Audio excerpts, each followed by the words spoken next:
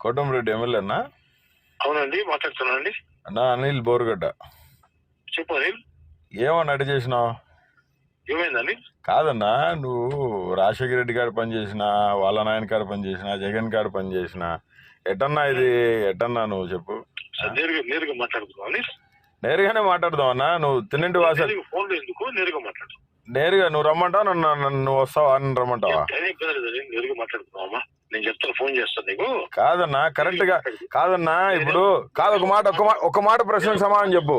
ఒక్క ప్రశ్నకు సమాధానం చెప్పన్నా. జగన్మోహన్ రెడ్డి చరిష్మా లేకుండా నువ్వు గెలిచేవాడువా?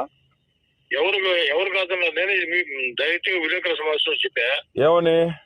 రెండు సార్లు జైలు గారు నాకు టికెట్ ఇచ్చారని చెప్పని. అన్నా ఇప్పటికీ మించిపోయింది లేదన్నా. పెద్ద ఆయన సీఎం కాడికి వచ్చి క్షమాపణ కోరు. అట్టలే కాదన్నా, లేదంటే ప్రజాగ్రహానికి నువ్వు గురవుతావు. సీరియస్ గా చెప్తున్నా నీకు. అట్టే నీళ్ళు ఓకే అమ్మా, థ్యాంక్ యూ. నువ్వు నన్ను తిట్టాల్సిన అవసరం లేదు. తిట్టాల్సిన పని లేదన్నా.